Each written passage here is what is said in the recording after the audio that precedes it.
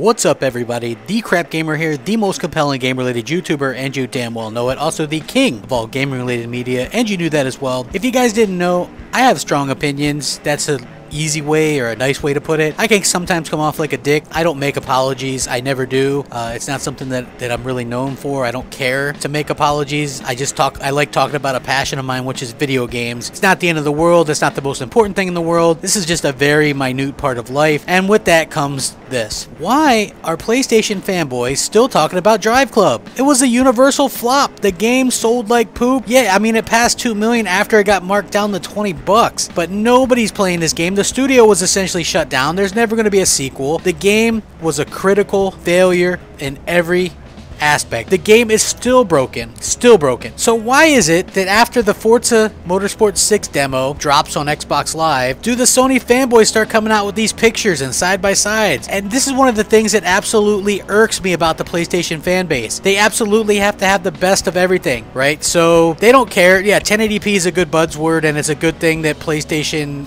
PR uses, but they don't actually care about 1080p. They only care about having that extra P over the Xbox One. It could be 1080 to 1072, and they would still go on and on about it.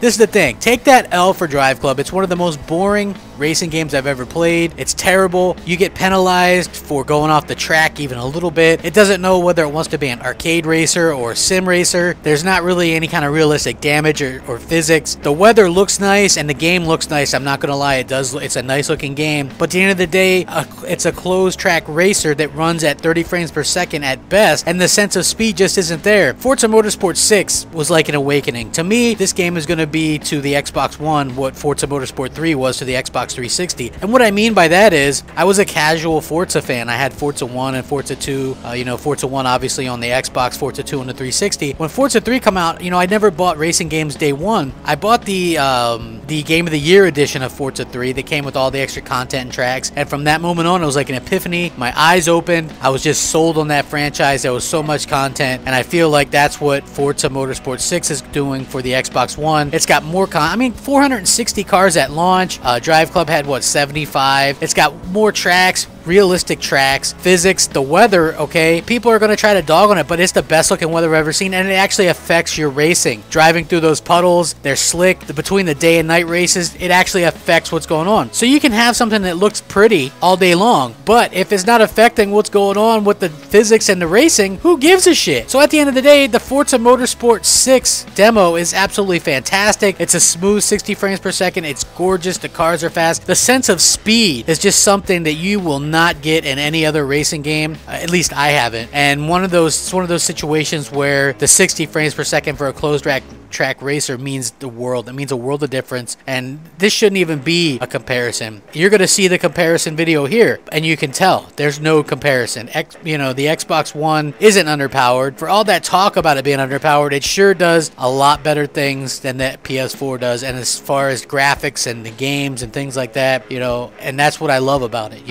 The Sony fanboys will talk about this and talk about this, but guess what? DriveClub is long forgotten. We've long forgotten that piece of shit wreck, and you should too. It's like people bringing up the Order 1886 at this point in time. Why bring up all these failures? I don't get it. It'd be like me talking about, Forza Horizon 2 when Gran Turismo 7 releases. By then, who the fuck cares about Forza Horizon 2? You know what I mean? It's as ridiculous. It's Sony fanboys reaching. I'm pity for them because, we're getting all these AAA exclusives, and Halo, I'll be honest, looks like a quadruple A experience, and the Sony fanboys get Tearaway and little else. So let me know what you guys think. Do you guys find this comparison as ridiculous as I do? Sound off in the comment section. Rate, comment, subscribe. Rack that shit up. Crap Gamer out.